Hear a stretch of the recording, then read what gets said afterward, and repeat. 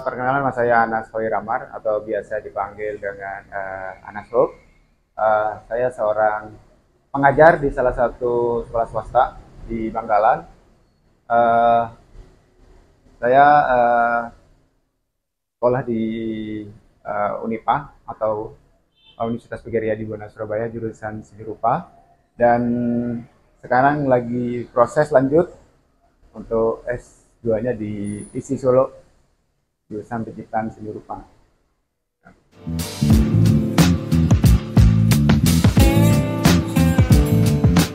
Eh, Kalau pribadi sih ya jadi seorang pengajar itu, jadi seorang pengajar ya, terus ngisi workshop secara kulikuler gitu. Ya layaknya pengajar lah. Gitu. Kalau untuk senimannya ya berkolaborasi dengan komunitas, eh, buat program juga kesinian di yang lebih fokusnya sih lebih ke perkembangan sih, perkembangan di kesenian yang ada di Bangkalan.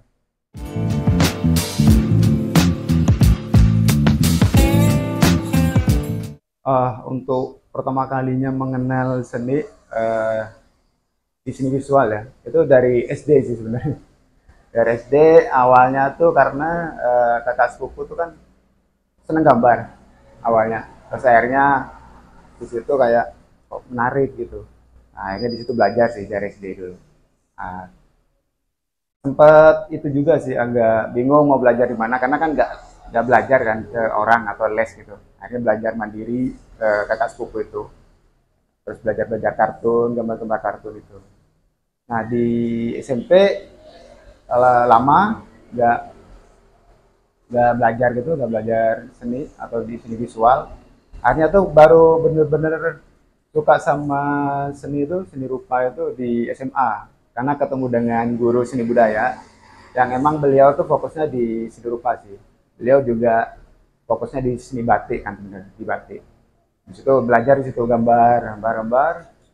Karena dari kelas 1 SMK itu udah cukup mengenal seni rupa itu, khususnya seni rupa, akhirnya guru-guru seni itu kayak menyarankan untuk lanjut sekolah gitu. Akhirnya sekolahlah di salah satu universitas di swasta di Surabaya itu. Dari situlah akhirnya berlanjut sampai sekarang.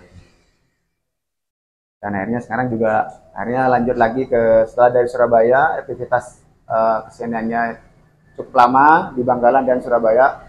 Pada akhirnya di tahun 2023 itu akhirnya memutuskan untuk lanjut ke Solo untuk sementara ini. Untuk pameran yang berkesan sih sebenarnya di tahun 2019 karena itu kan pameran tunggal pertama. Pameran tunggal pertama yang dimana juga digagas sama teman-teman kolektif kan, Mata Pena itu. Karena waktu itu kan juga sekaligus memperkenalkan seni rupa atau seni lukis yang medianya non konvensional. Karena kan beberapa teman-teman atau seniman rupa di Bangkalan tuh lebih fokusnya kan mediumnya kan konvensional tuh yang kayak kanvas. Nah, saya di situ coba menggunakan media yang non konvensional kayak gitu. Dan untuk yang kedua mungkin yang di 2021 sama yang terakhir kemarin sih di Bina Jatim. Nah, Bina Jatim itu berkesan itu karena juga pada niatnya tuh yang di Bina Jatim sebenarnya pengen jadi volunteer. Gak ada niatan untuk jadi di situ. Karena si Lucky teman itu menyarankan untuk ikut serta di situ jadi peserta. Dan akhirnya ikutlah di situ, gak jadi volunteer akhirnya. Itu sih mas. Uh, untuk perjalanan kekaryaan ya, berkembangnya itu pas waktu 2012 sampai 2016-an sih atau 17-an. Ya awalnya karena di dunia pendidikan pada akhirnya ngambil jurusannya di pendidikan seni rupa. Ya, belajarnya dari situ awalnya sih. Baru tuh di setelah cukup lama setahun dua tahunan di kampus itu mencoba keluar dari zona nyaman di mana di kampus kan mungkin belajarnya itu aja kan karyanya gitu belajar teknik dan akhirnya di 2014 tuh ketemu dengan salah satu komunitas street art di Surabaya, Second Mural Surabaya. khususnya. Nah, di situ akhirnya ketemu tuh di 2014 dengan teman-teman. Nah, dari situlah tuh belajar tentang kekaryaan ya, kayak seni jalanan tuh kayak apa, terus mediumnya apa aja yang dipakai kan. Yang awalnya tahu cuman kalau di seni jalanan ya tembok medianya, ternyata enggak juga. Ada poster, space, terus ada stiker juga dan lain-lain. Di situ siarnya mengenal ya bahwa berkarya tuh enggak selamanya pakai media konvensional, ternyata non konvensional juga bisa. Nah dari situlah mulai terinspirasi buat mengolah medium-medium yang non konvensional, dan akhirnya sampai sekarang sih beberapa karya itu mediumnya beda-beda, mulai dari kanvas, gorden, tote bag, barang-barang bekas, jendela-jendela yang nggak terpakai, itu sih awal mulanya.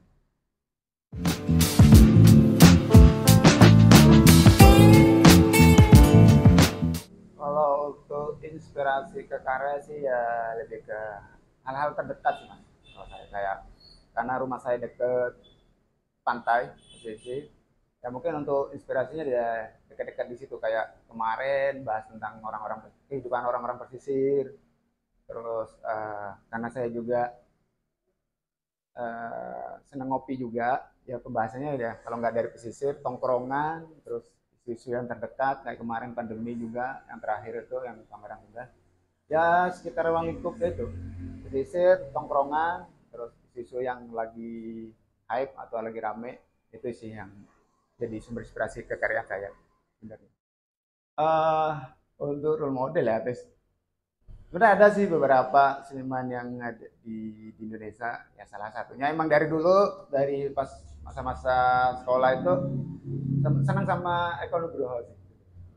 Sampai sekarang senang sama Eko Nugroho dengan konsep dia berkarya, terus isu-isu yang disampaikan oleh beliau, terus tentang apa ya juga ya, tentang kayak sosialnya sih juga beliau tuh, karena beliau gak cuman bikin karya cuman, tapi beliau tuh juga apa kayak kepedulian terhadap orang lain, kayak saya pernah apa ya membaca tentang artikelnya dia itu, beliau menyisipkan beberapa pendapatannya beliau untuk sosial kayak gitu, kebutuhan sosial kayak gitu.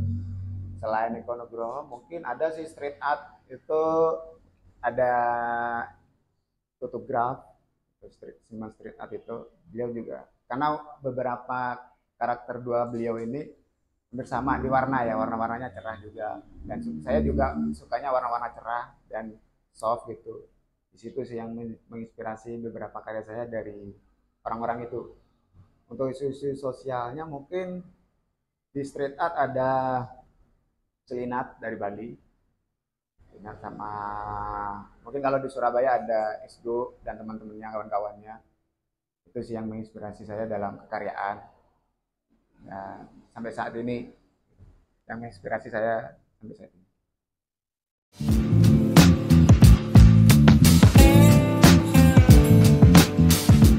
Kalau untuk tema sih fokusnya lagi lebih ke bukan konflik sih, lebih ke bullying sih kebanyakan. Karena juga karena dari awal saya lebih ke mengangkat isu-isu bullying kan. Terus isu sosial kayak perempuan juga, lebih kebanyakan saya perempuan, bullying, terus kehidupan sehari orang-orang pesisir, terus tongkrongan aja yang tadi dibahas di awal itu, masalah budaya tongkrongan. Kenapa pada akhirnya isu-isu bullying, karena juga selain saya juga pelaku seni atau di visual, karena kan saya juga pengajar pendidikan ya, dan saya mencoba uh, menyampaikan lewat pesannya karya itu bahwa bullying itu sangat-sangat apa ya, menyakitkan sih menurut saya, karena ada beberapa korban dulu bisa sampai depresi, bisa melakukan hal-hal yang di luar dugaan kita, ya bisa jadi bunuh diri dan lain-lain, atau enggak bisa jadi dia putus sekolah juga, karena di tempat saya juga, tempat saya mengajar, masih ada itu korban-korban bullying yang kayak senioritas, terus kayak palak-palakan, ya gitu-gitu kan. Itu sih yang pengen saya sampaikan sampai saat ini, bahwa hal-hal seperti itu tidak perlu dilakukan lagi gitu. Dan makanya saya bisa menyampaikan lewat ya di pendidikan pengajar, sebagai pengajar, terus di dunia kesenian juga bisa. Jadi saya juga dapat dapat dua penyampaian di pendidikan sama di karya seni itu. Itu sih goalnya sih. Makanya dari situ saya sering angkat isu-isu sosial sangat relate dengan kehidupan saya sehari-hari karena dari tongkrongan itu. Dan menurut saya itu juga risih sih kalau sering-sering tuh didengar risih gitu. Kok gak kasihan orang orang yang dibully itu kenapa gitu, salah apa orang yang ngebully itu, sedangkan dia juga nggak apa ya, nggak mengolok-olok dia tapi kok malah diolok-olok, malah sebaliknya kayak gitu gitu sih. Nah untuk medium sih karena saya sebenarnya semenjak di Surabaya lebih kebanyakan mediumnya sih medium uh, di Tempo sih awalnya sih. Belajar visual tuh padanya bener-bener dapet di seni jalanan dulu di 2014. Mengolahnya di situ sih untuk media media pertama awalnya selain di kanvas itu. Uh, Kalau di dunia street artnya yang mengolah itunya ya ada beberapa kayak yang di tahun 2019 atau 2001 itu kan lagi rame-ramenya tuh isu-isu tentang hal-hal kebijakan lah yang pada akhirnya juga membuat kita juga geram pada tahun-tahun itu. Akhirnya kita sama teman-teman tongkrongan itu kan karena saya juga punya komunitas di Bangkalan. Akhirnya diolah, diobrolin dulu konsep karyanya seperti apa gitu. Yang sekiranya itu kena penyampaian pesannya kena gitu. Akhirnya kita obrolin yang satu mau gambar apa, yang satu gambar apa gitu. Akhirnya disediain satu tuh. Yang dimana intinya tuh visual tuh kayak bercerita, tiap orang nih punya karakter masing-masing kan dalam penyampaian karya street art itu, ya itu akhirnya digabungin akhirnya kayak cerita aja gitu, yang pesannya tuh ya sana tentang isu itu. Kalau untuk yang selain isu itu juga uh, sebenarnya saya lebih ngangkat isu-isu tentang bullying sih karena teman saya kan ada yang korban bullying gitu loh. Nah, itu yang selalu saya angkat sampai karya saat ini juga tentang bullying gitu. Ya, budaya pesisir itu tadi juga. Karena sangat relate juga dari teman sih, teman sering cerita gini korban-korban bullying terus kenapa sih harus terjadi kayak gitu. Nah, karena dari hal-hal itu sering terdengar gitu, sering tersampaikan ke saya gitu. Nah, di situ akhirnya saya mencoba eksplorasi dulu gambarnya kayak apa, ya kayak di sket dulu, terus mediumnya ukurannya berapa yang sekiranya pas ketika di jalan ataupun di media ya konvensional atau non konvensional tuh pas gitu ketika divisualkan ya gitu. Nah baru dengan berkembangnya pengalaman itu pada akhirnya mulai itu mengolah beberapa medium selain media konvensional yaitu kayak tote bag, terus jaket, terus media kain-kain perca atau media-media barang bekas sih biasanya yang sekiranya itu bisa diolah kembali menjadi media karya.